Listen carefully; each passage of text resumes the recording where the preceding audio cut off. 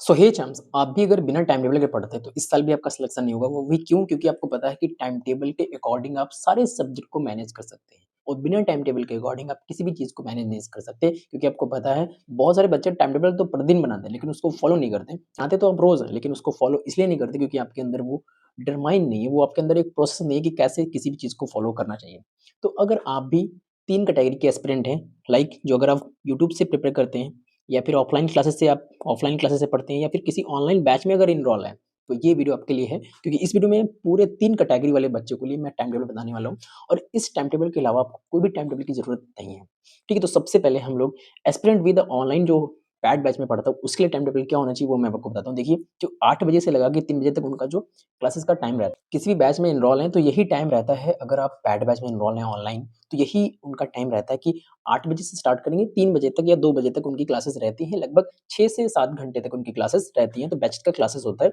अगर कोई बच्चा फ्रेशर है, तो उसके लिए इतना टाइम इनफ है, ठीक है? अगर कोई बच्चा ड्रॉपर है, तो वो बहुत जल्दी खत्म कर देगा। अगर किसी बच्चे का मतलब ड्रॉपर होता है, तो उसकी बायो बहुत अच्छी है, तो वो बायो के लिए क्लास नहीं लेता, वो अपने नोट्स ही रिवाइज़ करता है।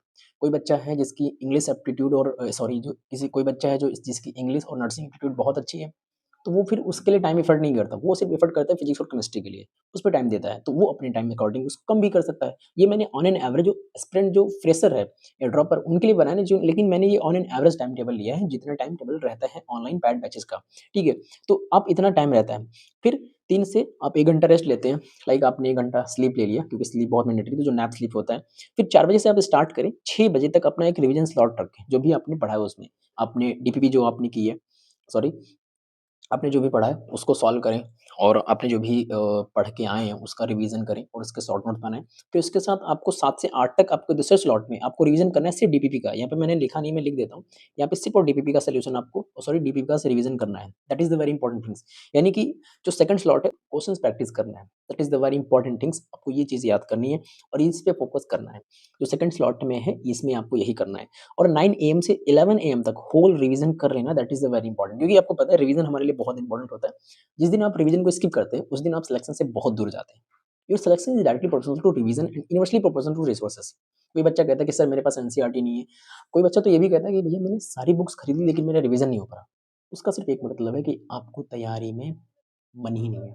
आपका इस चीज़ में मन ही नहीं लगता। जिस चीज़ में मन लग रहा है उसी चीज़ को करते रहें। मतलब हम लोग जेनज़ी से मतलब जेनज़ी वाली जो जनरेशन है उससे गुज़र रहे हैं, उसका मतलब मैं समझ सकता हूँ कि उनके दिमाग में क्या चलता है ना? उनको एक अटेंटिव चीज़ चाहिए तुरंत, जो स्पार्किंग करे, वो चीज़ यहाँ पे नहीं है, ठीक है? इसमें टाइम लगता है और हर एक जो प्रिपरेशन होता है, हर एक तैयारी जो होती है, वो एक युद्ध की तरह होता है, इस युद्ध को लड़ना ही पड़ेगा, ठीक है? फिर 9 एएम से आपको 11:30 तक आपको पूरा रिवीज़न कर लेना, जितने भी चैप्टर पढ़ के आए हैं, जितने भी टॉपिक्स आपको पढ़ के आए हैं। इसमें आपको ये हर दिन काम करना है, जो कोई बच्चा अगर पैड बैच में ऑनलाइन एनरोल है तो, और उसके लिए कोई टाइम टेबल नहीं बना है, ये आप कर सकते हैं। अगर आप ऑनलाइन बैचेज़ में एनरोल हैं, अगर आप ऑनलाइन नहीं लेते, उसको रिकॉर्डेड फॉर्म में लेते हैं, तो अपने अकॉर्डिंग भी इसको आप मैनेज कर सकते हैं। ठीक है? ठीक है, फिर मैं आगे बढ़ता हूँ और लगभग 12 बजे तक वो स्लीप के लिए चला जाएगा और साढ़े 6 बजे उठ जाएगा, अपना टाइम प्रेस करके अपना फिर से काम स्टार्ट कर देगा। ठीक है? फिर देखो, अगला जो बच्चा है वो ये कि स्टूडेंट प्रिपेयरिंग फ्रॉम यूट्यूब्स, जो यूट्यूब से प्रिपेयर करते हैं उनके लिए टाइम टेबल बहुत मायने रखता है, क्योंकि आप कहीं से किसी भी चीज़ को रैंडम फॉलो नहीं कर सकते। एक सिनेरियो फॉलो करना पड़ेगा। तो जो बच्चा यूट्यूब से पढ़ना चाहता है, उसके लिए टाइम टेबल एक बहुत बड़ी चीज़ है, लेकिन उससे पहले एक बहुत बड़ी चीज़ ये कि आपको 1 दिन में 1 चैप्टर खत्म करना है। अभी भी आपके पास टाइम है, अगर आप 1 चैप्टर 1 दिन में खत्म कर देते हैं, दैट इज़ द बहुत बड़ी चीज़ हो जाती है, मतलब वो। 1 दिन में 1 चैप्टर खत्म कर दिया, दैट इज़ द वेरी मतलब एक अलग चीज़ हो जाएगी फिर वो, है ना? फिर आप 88 चैप्टर हैं लगभग, तो 88 चैप्टर आप 88 दिन में खत्म कर देंगे। मैं सब कुछ मिला के बता रहा हूँ, ठीक है? फिर आपको क्या करना है, अगर कोई बच्चा है, यूट्यूब पे पढ़ता है, तो 5 बजे से स्टार्ट होती है उसकी क्लासेस, 12 बजे तक पढ़ता है रात के। मतलब सारे टीचर जो होते हैं, अगर मैं रिकॉर्डेड की बात सॉरी अगर यूट्यूब की बात करूँ, तो वो शाम को पढ़ना स्टार्ट करते हैं। कभी-कभी वो दिन में भी पढ़ाते हैं, लेकिन नर्सिंग के अकॉर्डिंग मैं बात करूँ तो कोई बच्चे मतलब ऐसे टीचर होते हैं जो 5 बजे से स्टार्ट करते हैं, 12 बजे तक पढ़ाते हैं। 1 लेक्चर उनका लेना है, 1 दिन में 1 चैप्टर खत्म करना है और 1 से 8 तक, 1 बजे से 8 तक उनको सिर्फ स्लीप करना है, स्लीप अपनी मैंडेटरी रखनी है और 8 से 9 बजे तक उनका ब्रेकफ़ास्ट और एक्सरसाइज़ उसमें कर लेना है, यानी कि 7 घंटे की नींद हो गई और 10 बजे से 1 बजे तक उनको क्वेश्चन्स प्रैक्टिस करना है जो कल क्लास में लगाई थी, ठीक है? फिर अगली क्लास के लिए फिर प्रिपेयर रहना, 2 1 से 2 तक उसको लंच कर लेना है, 2 से 4 बजे तक उसको एनसीईआरटी रीडिंग करना है, अगर आपने बायो पढ़ा या केमिस्ट्री पढ़ा। ठीक है? तो ऐसे अपना टाइम टेबल आपको बनाना जो यूट्यूब से बच्चे पढ़ते हैं that is a very important और यही टाइम टेबल होना चाहिए आपका, अगर आप यूट्यूब से पढ़ते हैं तो। ठीक है? क्योंकि अब आपके पास अब ज़्यादा समय नहीं है, आप सब चीज़ डिटेल में नहीं पढ़ सकते। वन शॉट में सिर्फ़ इतना होता है कि आपको क्वेश्चन प्रैक्टिस कम कराई जाती है, मैं तो ये मानता हूँ। लेकिन चीज़ें सेम रहती हैं, है ना? अगर आप फ्रेशर हैं तो मैं तो नहीं कहूँगा कि आप वन शॉट लें, लेकिन अगर ड्रॉपर हैं तो प्लीज़ वन शॉट की तरफ मूव कर सकते हैं। तीसरा बच्चा वो जो स्टूडेंट ऐसा प्रिपेयर जो कर रहा है वो ऑफ़लाइन प्रिपेयर कर रहा है, यानी ऑफ़लाइन बच्चा जो प्रिपेयर कर रहा है, तो वो 6 बजे उठता है, बहुत बड़ी बात और 6 से 7 तक उसका ब्रेकफ़ास्ट रहता है। 7 से 8 तक वो बायोलॉजी का रिवीज़न करता है।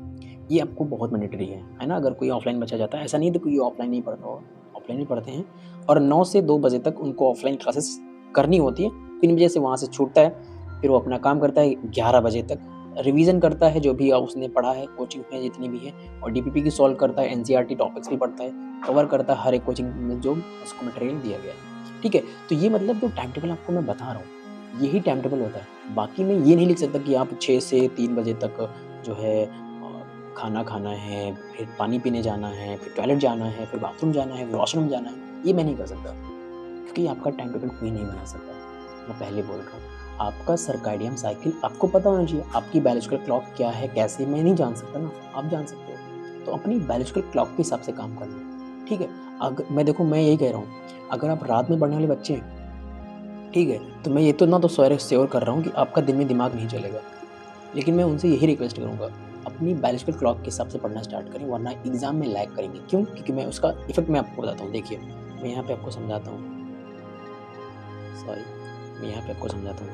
देखिए कोई बच्चा नाइट में पढ़ता है, उसका दिमाग नाइट में एक्टिव रहता है, नाइट में एक्टिव रहता है। लेकिन जो पेपर होता है, वो कब होता है? दिन में होता है। तो दिन में कब रहेगा तुम्हारा माइंड एक्टिव? इसलिए मैं बता रहा हूँ कि आपको जब भी आपको पढ़ना है तो दिमाग को ये समझाना है कि दिन में पेपर होता है तो इसलिए मैं दिन में पढ़ूँगा। रात में पढ़ें लेकिन अपनी बायोलॉजिकल क्लॉक पर भी ध्यान देना है। आपकी जो सर्कैडियन साइकिल है उस पे भी ध्यान देना है। आपको पता है ये जो सैमसंग वॉच और मतलब फलाने टाइप की जो वॉच आ गई हैं वगैरह-वगैरह जो वॉच आ गई हैं, उन पे लोग ज़्यादा फ़ोकस करते हैं। अपनी बायोलॉजिकल क्लॉक जो सर्कैडियन साइकिल है उन पे फ़ोकस नहीं करते। क्यों नहीं करते? क्योंकि एक रीज़न है कि ऐसा उनको लगता है कि मैं जब भी मन आएगा तब मैं उठूँगा, जब भी मन आएगा। फिर आपको ऐसा लगेगा कि यार मेरी तैयारी में कोई मतलब नहीं। क्योंकि आपको पता है जब भी आप चीज़ छोटी चीज़ें स्टार्ट करते हो वो बड़ी हो जाती है। जब वो धीमे-धीमे बड़ी होती है ना तब आपको धीमे-धीमे वीकनेस फ़ील कराती है। आपका पढ़ने में मन नहीं लगेगा, आपका मूड स्विंग रहेगा, आपका डाइजेशन लो होगा, आपका डाइजेशन पुअर होगा, आपका काम करने में इतनी एफिशिएंसी नहीं आएगी, आप प्रोडक्टिविटी से काम नहीं कर पाएँगे। उसका सिर्फ़ एक ही मतलब है दोस्त कि आपने स्लीप साइकिल को डिस्टर्ब किया है। जो मैंने बिगेस्ट मिस्टेक वाली गलती मैं आपको बताया था उसमें मैंने सारा कुछ डिस्कस किया है। आप प्लीज़ उसको देखें और अपनी उन गलतियों को एनालाइज़ करें, अपनी उन गलतियों को देखें। प्लीज़ ये सारी गलतियाँ नहीं करना है, ठीक है? बाकी आपको टाइम टेबल की ज़रूरत है, तो मैं इतना तो बता रहा हूँ आप टाइम टेबल यही फ़ॉलो करें, बाकी आप किसी भी टाइम टेबल को इधर-उधर से फ़ॉलो मत करना, ठीक है? सो एस्पिरेंट होते हैं जो टाइम टेबल के बल पर एग्ज़ाम को क्रैक करते हैं। कुछ एस्पिरेंट ऐसे होते हैं जो सिट के टाइम टेबल के बल पर अपने सिलेक्शन को इंश्योर करते हैं, सिक्योर करते हैं। ठीक है? सो मिलते हैं नेक्स्ट वीडियो में तब तक के लिए बाय, जय हिंद, जय भारत। अगर वीडियो थोड़ी भी अच्छी लगी हो तो प्लीज़ चैनल को सब्सक्राइब कर लें, वीडियो को लाइक कर देना क्योंकि आपका एक सब्सक्राइब, एक लाइक मेरे लिए बहुत इम्पोर्टेंट है।